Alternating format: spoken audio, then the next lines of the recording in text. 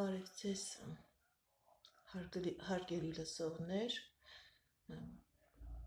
նորից ինձ շատ են դիմել, որպեսզի ես բացատրեմ ինչ է նշանակում միայնությունը։ Ընդհանրապես միայնակ լինում են ոչ միայն կանայք, միայնակ լինում են նաև տղամարդիկ։ Որոշակի ձևով բացատրեմ, դա ինչպես է գալիս դարերից, հետո արդեն կասեմ, թե միայնակության, միայնակ լինելու ինչ տեսակներ կան, որտեղից է գալիս, ինչպես կարելի է դրանք կողմնորոշել, ախտորոշել, ինչպես կարելի է նման կարգավիճակից դուրս գալ։ Ընդհանրապես հնուց շատ վախենալու բան է եղել, երբ որ կինը մնում է միայնակ։ Տղամարդիկ շատ քիչ դեպքերում են մնացել միայնակ, անկախ նրանից հարուստ են, չկավոր են, հիվանդ են, հաշվանդամ են, տղամարդիկ շատ քիչ, շատ հազվադեպ դեպքերում է, որ մնում են միայնակ, հնուց եկած։ Իսկ կանայք, երբ որ մնում են միայնակ, դա արդեն սարսափելի կարգավիճակ է եղել, որովհետև կինը ի վիճակի չի եղել աշխատելու, ի վիճակի չի եղել ինքը իր գոյությունը պաշտպանելու, ու երբ որ այդ կինը մնում է միայնակ, ինքը մնում է իր ընտանիքում, ինքը մնում է իր եղբայրների, հարսի հետ, և դա շատ վատ կարգավիճակ է, երբ որ կինը չի ունենում ինքը իր անկյունը, իր ընտանիքը, հետագայում այդ կանայք չարանում են, ինքնըստինքյան, եթե մարդը ստեղծված է զույգ կազմելու համար, ընտանիք կազմելու համար, ուրեմն երբ որ մարդը ինքը իր կեսը չի ունենում, իր զույգը չի ունենում, ինքնըստինքյան ինքը կարող է չարանալ և մարդկանց հանդեպ, և բնության հանդեպ, և տիեզերքի ու ինքը իր հանդեպ։ Ընդհանրապես միայնակությունը դատված չէ միայն կանանց, ուղղակի դարերից եկած է, որ ավելի սարսափելի է, երբ միայնակ է մնում կինը, որովհետև ինքը այն ժամանակ ի վիճակի չի եղել իրեն գոյությունը պաշտպանել։ Բայց հիմա արդեն 21-րդ դար է, կանայք զարգացած են, կանայք ինքնահաստատված են, և թե արդեն այդքան վախենալու չէ միայնակ լինելը, սակայն նորից ասում եմ, միայնակ լինում է, միայնություն տրված է ոչ միայն կանանց, այլև տղամարդկանց։ Բերենք ինչ պատճառներ կան, որ մարդկանց,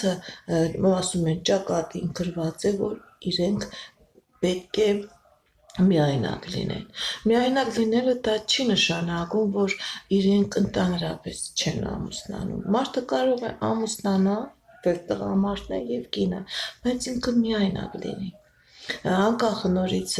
կողակից ունի, չունի, ինքը իր տան հոգսերը, դժվարությունները տանում է իր ուսերին, դա նույնպես միայնակության ինչ-որ ձև է։ Բացատրենք, քանի ձև կա, ընդհանրապես շատ մարդիկ, որ գալիս են, իրանք գտնում են, որ իրենց վրա հենց կատարված է նեգատիվ հարված, մարդկության մեջ է, մեր հայերի մեջ ասված թուղթուգիր, բայց երբ որ քննում ես, հասկանում ես, որ թուղթուգիր ասվածը բացարձակապես հենց այդ դեպքի համար չէ։ Թուղթուգիր անելը շատ հեշտ գործողություն չէ, երբ որ թուղթուգիր պետք է անեն, պետք է մարդու մոտ այնպիսի նախանձի ուժ լինի, չարության ուժ լինի, որ ինքը կարողանա և այդքան գումար ծախսի, և կարողանա գտնի այդպիսի էներգիայով օգտագործող մարդ, ու որպեսզի ինչ-որ մեկին թուղթուգիրի ձևով վատություն անի։ Հիմնականում իմ աշխատանքի ընթացքում ես հասկացել եմ, որ երբ որ մարդուն տրված է միայնակություն, անկախ նրանից զույգ ունի, զույգ չունի, դա գալիս է տարբեր պայմաններից։ Իր մենք հիմա բացատրենք, դա կարող է լինել ենթագիտակցական, դա կարող է լինել երբ որ ազգի հետ է կապված, այսինքն տոհմի հետ եկող նեգատիվ, երբ որ մարդը ինքը իրեն արգելքներ է դնում զույգ կես կազմելու համար, դա նույնպես կապված է ենթագիտակցության հետ, կամ երբ որ տվյալ անձնավորության վրա կա ծնողական անեծք եւ երբ որ մարդը գալիս է ինքը ինչ-որ գործողություն ազգի վրա մաքրելու համար, ոնց որ ինքը զոհ է դառնում։ Ընդհանրապես հնուց, երբ որ ազգը ինչ-որ վատ բաներ է կատարում, մարդ է սպանում, հանցագործություն է կատարում, զբաղվում է ավազակությամբ, անբարոյականությամբ, նման ազգը իր ընտանիքի որևէ անդամին, անկախ նրանից տղամարդ է, կին է, զոհ են մատուցել, կամ սպանել են, կամ հանձնել են ինչ-որ մենաստանների, որ ոնց որ այդ անձնավորությունը ինքը իր ճգնավոր կարգավիճակով կամ իր զոհով մաքրել է տվյալ ազգի նեգատիվը։ Հիմա 21-րդ դարն է, հիմա արդեն չեն կարող մարդուն հանձնել մենաստան, եթե ինքը չի ցանկանում, չեն կարող մարդուն զոհաբերել, բայց տարիների ընթացքում այդ կուտակված նեգատիվ էներգիան մարդկությունը ինքը իր հետ բերում է։